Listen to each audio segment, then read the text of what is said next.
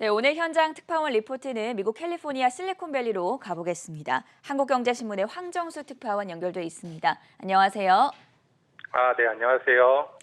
네, 최근에 미국 정부가 중국 반도체 산업에 대한 제재를 강화하고 있는 상황인데 실리콘밸리의 유명 벤처 캐피털들은 오히려 중국 반도체 기업들에 대한 투자를 좀 활성화하고 있다고 들었습니다. 모순된 상황 아닙니까?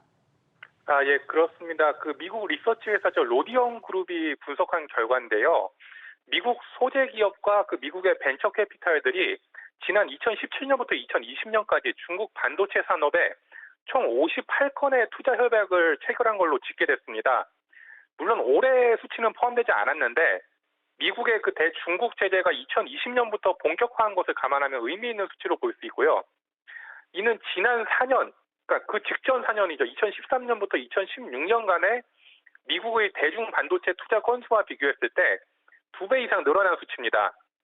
특히 2020년에는 한 해 동안 미국 기업이 중국 반도체에 20건을 투자해 역대 최다 건수를 기록했고요. 벤처 캐피탈 회사 개인 투자자들은 물론이고 거대 반도체 기업이죠. 인텔도 중국에 투자한 것으로 나타났습니다. 인텔은 반도체 설계 소프트웨어를 제작하는 중국 프리마리우스 테크놀로지를 지원하고 있습니다. 미국 기업들의 중국 자회사들까지 합치면은 중국 반도체 투자 건수는 훨씬 더 늘어나는데요.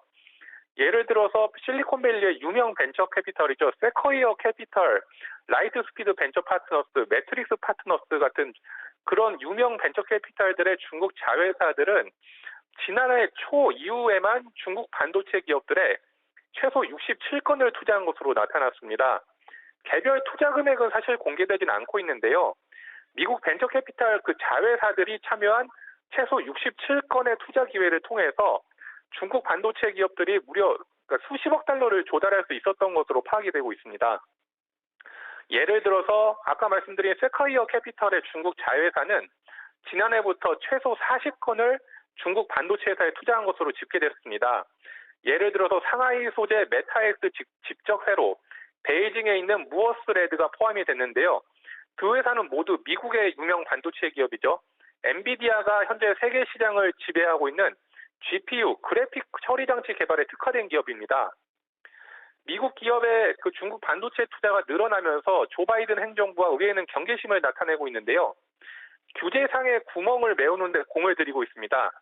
제이크 설리번 백악관 국가안보부장관은 지난 7월 한 연설에서 수출 규제를 피해가면서 국가안보를 해치고 경쟁자들의 기술력 향상을 도울 수 있는 미국의 대외 투자 영향을 면밀히 살펴보고 있다고 말했습니다. 월스트리트 저널에 따르면요, 백악관 국가안보회의 관계자들은 최근 중국과 러시아 등 적국으로부터 주요 공급망과 기술 산업 자원의 해외 이전, 투자를 규제하는 법안을 공동 발의한 박 케이시, 존 코닌 상원의원의 보좌관들과 만나서 구체적인 대책을 논의했다고 합니다. 미국 반도체 산업협회 통계를 보면요, 작년 한 해 동안 새로 설립된 중국 반도체 회사는 2만 2천 곳 이상으로 전년도 대비해서 200% 급증했습니다. 미국의 반도체 규제에도 중국의 반도체 굴기는 계속되고 있다, 이렇게 볼 수 있을 것 같습니다. 정부는 계속해서 규제를 강화하고 있는데 오히려 미국의 벤처 캐피탈들은 중국에 대한 반도체 투자를 강화하고 있다라는 소식에 대해서 자세하게 들어봤고요. 비트코인 이야기도 함께 나눠보도록 하겠습니다. 이 비트코인의 창시자로 알려진 인물이죠. 사토시 나카모토의 76조 원의 비트코인 소유권을 놓고 현재 미국 재판이 진행이 되고 있는데 정체가 드러날지 여부에 대해서도 관심이 쏠리고 있습니다. 여기에 대해서도 전해주시죠. 네, 지금 문제의 재판은 지난 2013년 4월 사망한 컴퓨터 보안 전문가 데이비드 클라이먼의 유족이 클라이먼의 동업자인 크레이그 라이트를 상대로 100만 개의 비트코인 소유권을 놓고 제기한 소송에서 시작이 됐습니다. 크레이그 라이트는 호주 출신 프로그래머고요. 본인이 비트코인의 창시자인 사토시라고 주장하고 있는 사람입니다. 그러니까 소송을 제기한 쪽의 유족들은 클라이먼이 비트코인의 창시자라고 주장을 하고 있고요. 그래서 이 소송이 2018년 2월에 시작이 됐는데 데이브 클라이먼, 죽은 사람이죠. 죽은 사람들의 가족들은 살아있는 사람을 대상으로 지금 소송을 냈는데 최대 110만 개 비트코인을 독차지하고 있다는 겁니다. 유족들의 주장은 뭐냐면은 클라이먼과 라이트가 모두 다 사토시라는 거죠. 그러니까 사토시 소유의 비트코인 110만 개는 공동 채굴한 것이고 그렇기 때문에 절반은 유족의 몫이다. 이런 주장입니다. 그러면서 640억 달러, 그러니까 약 75조 원을 돌려달라고 주장을 하고 있고요.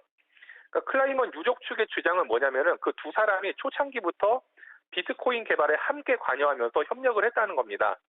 그래서 유족을 대리하는 티보 나기 변호사는 동반자 관계인 두 친구가 있었는데 한 명이 세상을 떠났고 나머지 한 명이 그 비트코인을 독차지하려고 했는데 이거를 막아야 한다.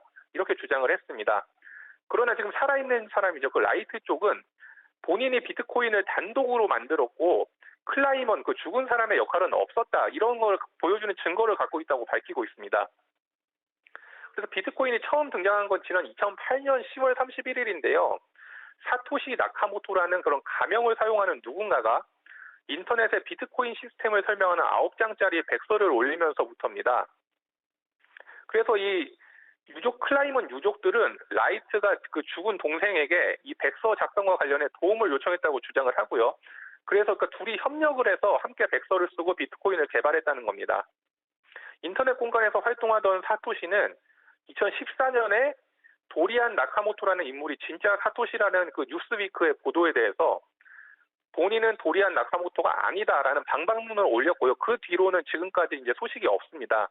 그 업계 평가는 이 소송을 두고서 이제 클라이먼 쪽, 그러니까 그 죽은 사람 쪽에 좀 우호적인데 그 자기가 사토시라고 주장하는 라이트에 대해서는 해커이자 사기꾼에 불과하다는 평가가 많지만 그 클라이먼의 경우에는 그가 가졌던 컴퓨터 지식을 고려했을 때 정말로 비트코인을 창시했을 가능성이 있다는 평가가 나옵니다.